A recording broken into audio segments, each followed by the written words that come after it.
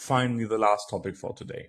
Just a month ago, the British organization Imperial has won DreamHack Open Summer 2018 in Jönköping, the home of DreamHack.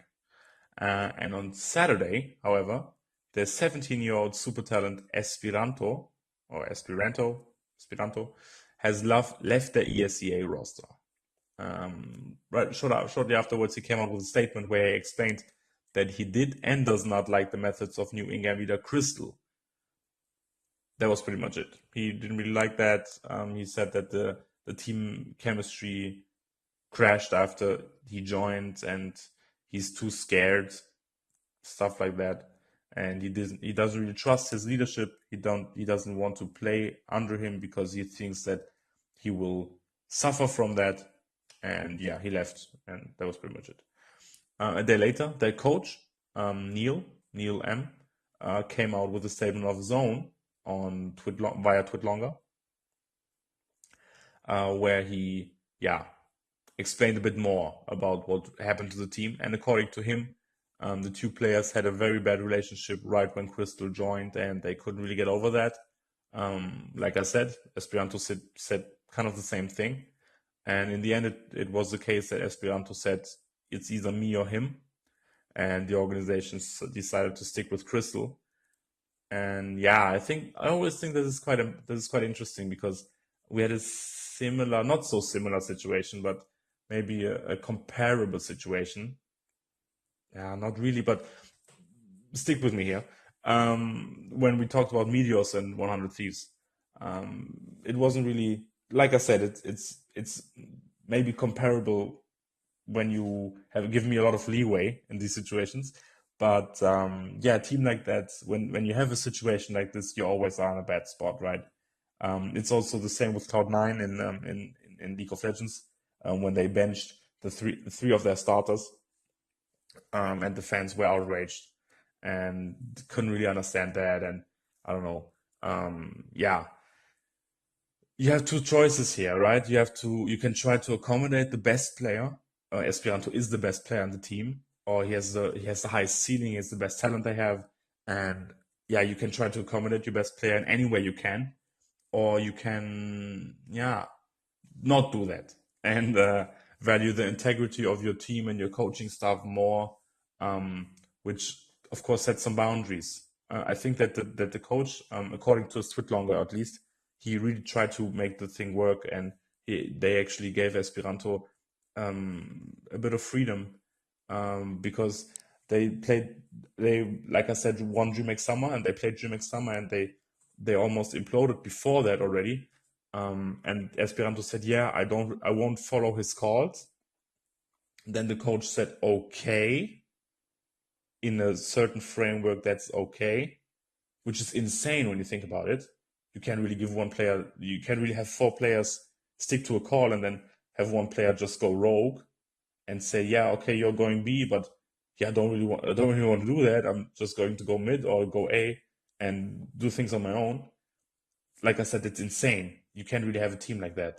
But the coach accommodated him in this case, said, okay, but don't be stupid in another way. In other words, he said, okay, but don't be stupid.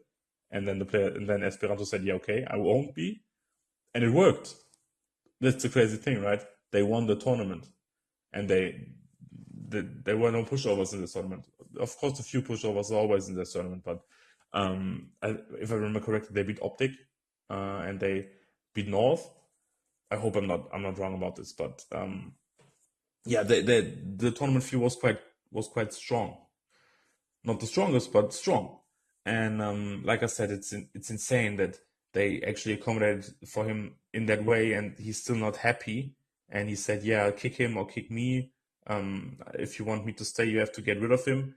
And then the coach actually said, okay, that's enough, because we need leadership. We didn't have leadership, proper leadership. We needed leadership, and we have now Crystal's leadership, and we like the leadership that he gives to the team. So they are benching EspiranTo. The coach actually afterwards said that he really likes the guy. They had really great times with him, and I guess he's sad about it. Of course he should be, but there's not really anything he can do about this. And yeah, I'm always backing the organization in these situations because I don't really like a player that lets success get to his head in situations like this.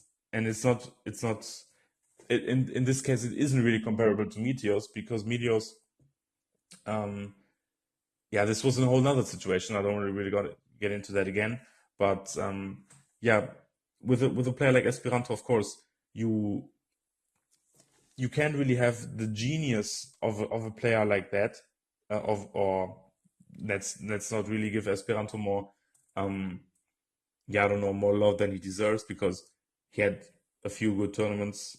He of course had a very good tournament at DreamHack Open summer where they won, but yeah, you have to. What I actually want to say is that if you have a great player and you have the genius of a great player, you have to accommodate him in some way, shape, or form. He can't be just another player on your team. And I understand that maybe uh, people that listen to this podcast get the feeling that I don't, but I do. I really do. I don't think that you should treat, I don't know, Cristiano Ronaldo the same way that you did Arbeloa. I always link these two players, or I don't know, even Morata or something like that. Benzema, same thing. You can't treat these players the same.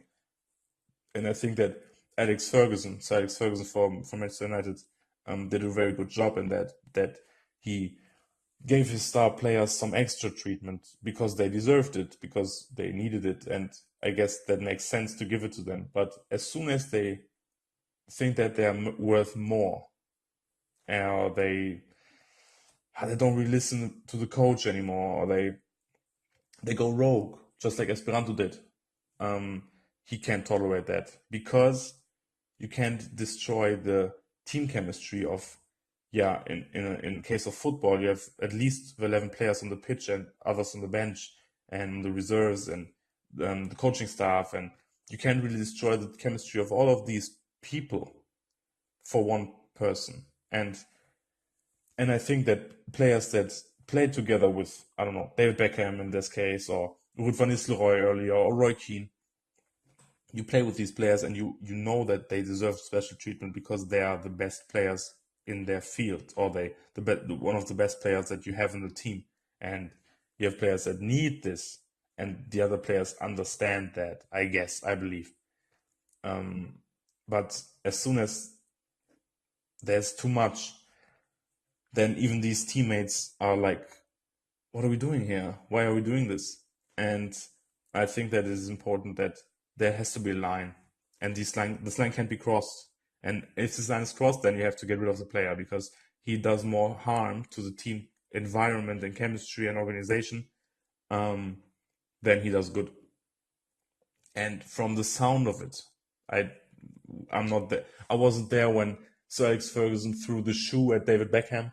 I wasn't there when Roy Keane came into to the office of Sir Alex Ferguson and Sir Alex Ferguson said, "I want you to be transferred." I wasn't there when he got rid of Ruud van Nistelrooy, and I wasn't there when, and I'm not in the team comms when Esperanto doesn't talk or ignores Crystal's calls, blah blah blah. I don't know, but as soon as something like that happens, you have to pull the plug on that because you you can't you have to value the long term team chemistry and organizational stability more than this one player going rogue. Even if you can rein him in, um, well, if you can rein him in, then you don't really have to go that far. But if you can't, then you have to do that. You have to do what you have to do. That's my opinion, and I think that is important for fans and for people. I guess everyone in esports to understand that. And I read a few comments on HLTV. Of course, why would I read comments on HLTV, right? But Reddit and Twitter and something like that, and all of that. And I read these comments, and many people said, yeah, success got to his head. There were also many not so nice comments about Esperanto, and yeah, in other games or in other scenes. Now thinking back to the League of Legends thing with Meteors and 100 Thieves, um, there was not so much understanding of the situation that the team found itself in. In this case, there's more understanding, I believe. Yeah, that they had to pull the plug here because he did more harm than he did good, and yeah, I guess that's the way it is, and that's the way it was, and it's a shame, and I think you have to. It's really important to note here again that the guy is only 17 years old, and he's obviously not the most mature person in the world. And maybe he will look back on that in a few months, in a few years even, and said, okay, yeah, I didn't really give him a chance, and yeah, I was maybe he's pissed that they got rid of Vasilian. He was the guy that could replace in the team. Maybe he was his friend, and maybe he had it in for the German from the get go, and never really gave him a chance to begin with.